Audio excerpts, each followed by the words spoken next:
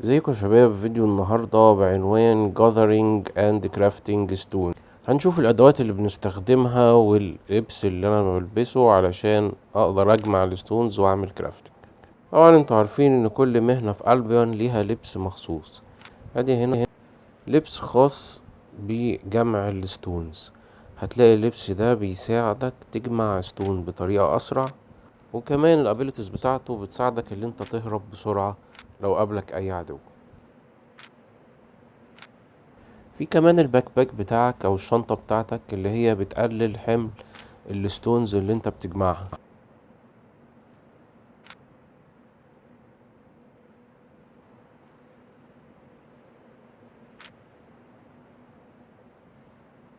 والحاجة الاساسية اللي انت اصلا ما تعرفش تعمل جازرينج ستون من غيرها اللي هي الستون هامر، او الاداة اللي انت بتكسر بيها الستون دي لازم تاخدها معاك، ويستحسن تاخد منها اكتر من واحدة علشان لو واحدة اتكسرت التاني يشتغل.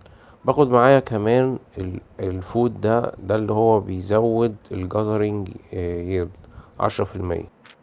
الفود ده اللي هو الجوس بي، لو عندك جزيرة ممكن تعمله فيه او ممكن تشتريه او ممكن تعمله كرافتنج في اي شوب من بره. والصراحة انا بدأت اجمع ستون لما لقيت ان الستون اللي انا محتاجه عشان اطور مباني في الجزيرة بتاعتي اسعاره غالية قوي في الماركت، من اول تير 6 غالية قوي.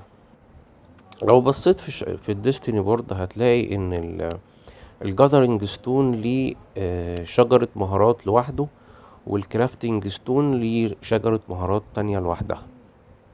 اول ما هتيجي تبدأ مش هتقدر تشيل ستون هامر اكتر من تير 3، وتير 3 دي ممكن تجمع لغاية تير 4 ستونز. كل ما تجمع اكتر هتاخد نقط اكتر لغاية لما تخش في الليفل اللي بعده، تبدأ تقدر تلبس لبس تير 4 ومعاك ستون هامر تير 4، تقدر تجمع لغاية ستون تير 5 وهكذا. انا هنا مثلا محتاج 89 ليرنينج بوينتس عشان اقدر البس لبس تير 5 واشيل ستون هامر تير 5. بيبقى في نوعين من الستون هامر، واحدة عادية وواحدة بتبقى فيها برضو بتزود الجازرينج سبيد، بس بتبقى غالية شوية في الماركت.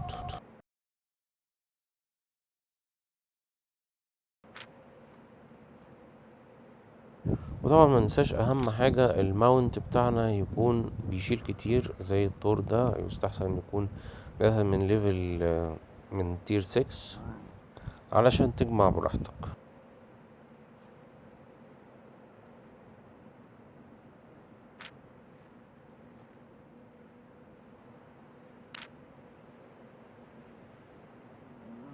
باجي هنا بختار الزون اللي انا هجمع فيها عن طريق الميني ماب بتاعتها. برضو طبعا الاحسن ابعد عن المدن شوية، علشان طبعا اللي قريب من المدن ما بتلاقي اصلا كل الاحجار اللي فيها اصلا حد جمعها قبل كده، هتلاقيها كل ما تيجي تجمع منها يقولك ديبليتد ديبليتد، يعني خلاص الريسورس ده مش خلص اصلا، هتفضل تستني عليه شوية علشان يطلع تاني وتجمعه من الاول. لو انا فتحت الميني باب من فوق على اليمين بعرف الريسورس اللي موجودة في الزون دي،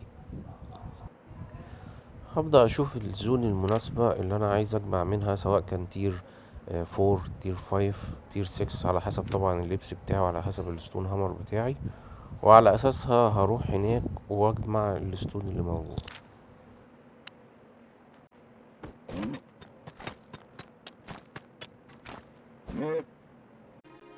بعد ما جمعنا الستون انا جيت هنا عند الستون مثلا بتاعتي اللي جوه الجزيرة علشان اعمل كرافتنج للستون اللي انا جمعتها. كل ستون بلوك هنا بتحتاج 2 من المادة الخام بتاعتها نفس التير بتاعها، وواحدة من الستون بلوك من التير اللي قبلها، زي ما احنا شايفين قدامنا كده، بداية من ستون بلوك تير 2 وتير 3 وتير 4. طبعا ممكن تستخدم الفوكس في المواد الخام اللي هي بتبقى نادرة مش موجودة، زي مثلا الجرانيت اللي هو تير 5 ده نادر متلاقوش كتير.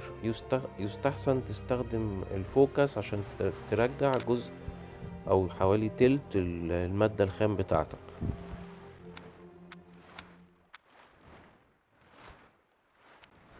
حاول هنا استخدم الفوكس بوينتس للجرانيت بلوكس، هو مش مكفي الكمية كلها فقلل الكمية، وهستخدم هنا الفوكس بوينتس للجرانيت وهعمل كرافتنج.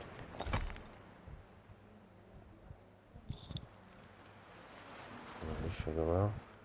طبعا كل ما تعمل كرافتنج كل ما تاخد فيم، والفيم ده بيزود لك النقط عشان تقدر تعمل كرافتنج للستون للتير اللي بعده، وهكذا.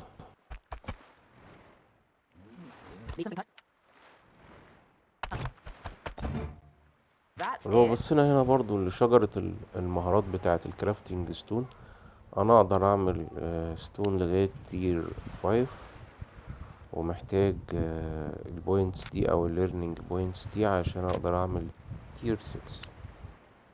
Hi. Yep.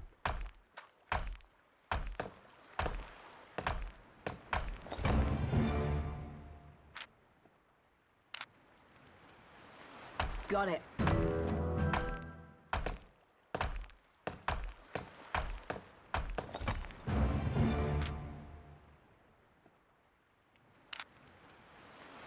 Rocks to blocks.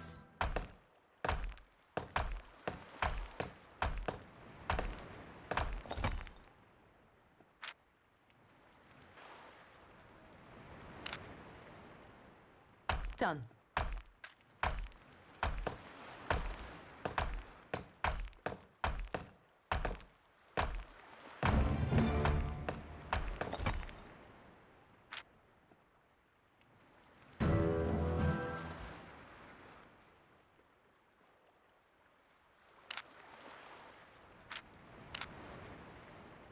وانت بتجمع مرات بتلاقي ستون تلاقيه ملون كده، او الريفايند ستون ده بيبقى احسن في الكرافتنج لانه بيديك كمية اكبر، وكل ما الريفايند بتاعه يزيد يبقى احسن، يديك مثلا الواحدة تديك 2 او الاتنين يديك 4 وكده يعني. هنا عشان اعمل ستون بلوك تير 4 محتاج ستون بلوك تير 3، وعشان اعمل ستون بلوك تير 3 محتاج ستون بلوك تير 2. فالتير 2 مبقاش موجود في الزون اللي انا موجود فيها، فبتروح تشتريه من الماركت رخيص يعني، او انا بشتري المادة الخام عشان اعمل له كرافتنج واستفيد بالفيم. انا اشتريت دلوقتي ستون بلوك تير 2 بدل ما اقعد اجمعه من زون تانية صغيرة او التير فيها قليل، وهاجي هنا اروح اعمل كرافتنج علشان اكمل سلسلة الكرافتنج بتاعي.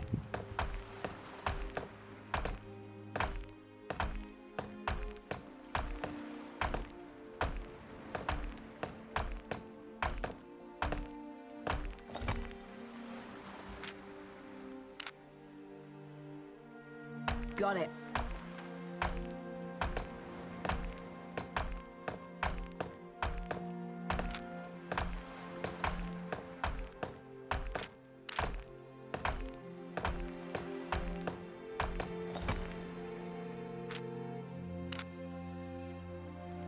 Rocks to blocks. Sticks and stones.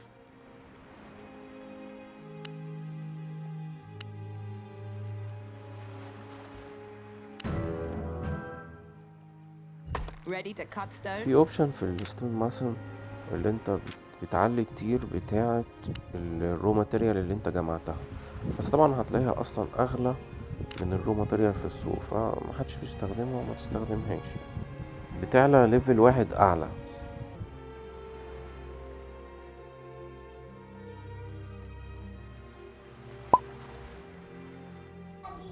ادي هنا اللي انا جمعته واللي انا عملت له كرافتنج. وبعد كده بقى نروح السوق، هوريكم بقى اسعار الستون، يعني لو احنا بعد كده قدرنا نجمع تير احسن. الاسعار غالية قوي من اول تير 6، طبعا التير 6 ده غالي عشان بتجمع من الريد زونز، وغالبا بتبقى المنطقة خطر، وبتلاقي جانكرز كتير هيضربوك هناك. وبعد كده أغلى منه تير 7 وتير 8 اللي هو بيبقى في البلاك زونز. الستون بلوك الواحدة بتوصل ل50,000 سيلفر الواحدة بس. ولو انت لسه مشتركتش في القناة، اشترك دلوقتي وفعل الجرس عشان يوصلك كل جديد. السلام عليكم ورحمة الله وبركاته.